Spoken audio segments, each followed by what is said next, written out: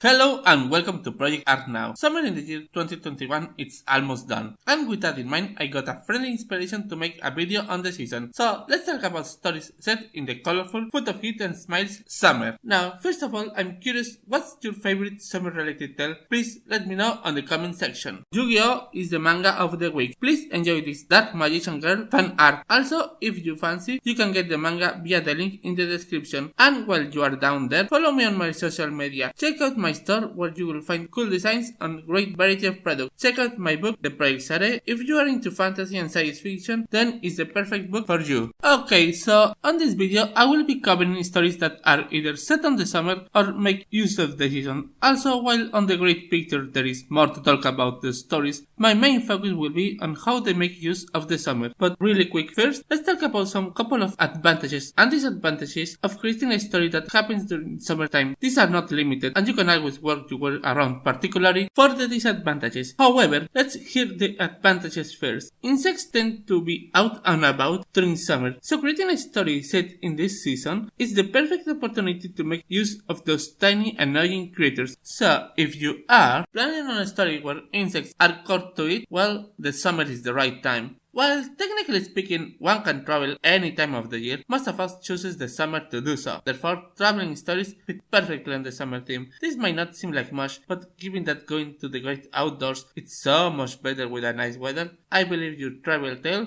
will hit perfectly with the summer. Now, here are a couple of disadvantages of making a summer tale, so to speak. If you create a summer-centric story, you might limit yourself out of the use of the other seasons of the year, which is not terrible if that was your plan all along. However, in storytelling, limits are the last thing you want, or at least one of the things you don't want. Speaking of limitations, summer stories have a second one. Well, sort of. If you want to create and tell a story that makes use of the summer, ideally it will be a story that only works on the summer. Otherwise, what's even the point of creating a summer story? With the pros and cons out of the way, let's take a look at 3 stories that make great use of the summer. The first one is a classic of animation, Reese's the movie. While the series focuses on, the Reese's, the movie makes the perfect use of the summer, the ultimate Reese's. And so it works perfectly because the story that is told in that movie can only work on the summer. And that is because it makes perfect use of the season, with the use of what is established during the series, like the characters and how most episodes work. However, unlike many other movies that are born out of the series, this one doesn't feel like just a 2-hour episode, and that's thanks to the clever choice they made of making it a summer tale, as it changes the structure of what happens in the movie from what we're used to in the series. Now, you might think it's just a fun time movie, and okay, yes, fair enough, but considering how nothing goes to waste on the summer tale, I think it's a masterpiece. A summer masterpiece. The next one is a classic among classic, Jaws. Like on the previous example, this story can only work on the summer. I mean, not many people go to the beach during the other seasons of the year, and even if they were, I've seen enough Shark Week to know sharks prefer tropical waters, which means no sharks at the beach on winter time. They are probably in a different warmer area. In fact, if you were at the beach on winter, you wish you were in a warmer area. Probably without the sharks though. And yes, I know it's not a scientifically accurate story. Truth is, while there have been sharks attacks, they are more likely an accident kind of thing, as sharks avoid eating humans. As for them, we do not taste all that good.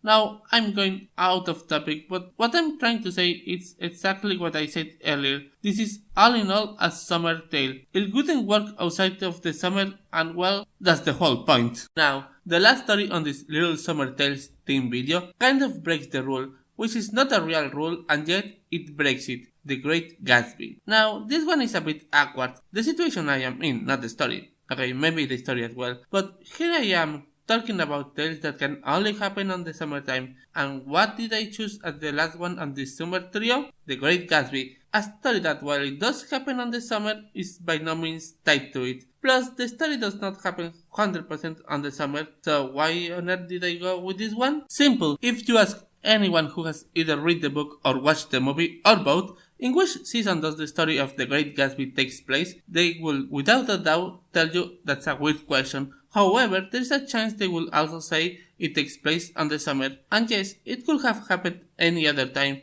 but not really. That is, there is nothing that truly pins The Great Gatsby to the summer, and yet I cannot picture it as a summer for the fall or the winter A little bit of it happened of spring, but at the end of the day, it's a summer tale, even if it doesn't need to be. Well, I hope you have enjoyed this summer video I made when we're getting so close to the fall. I need to get better at my timing, aren't I? Regardless, I thank you for watching and wish you a good day. Hope you will be back next week. In the meantime, please enjoy my previous videos. Bye bye!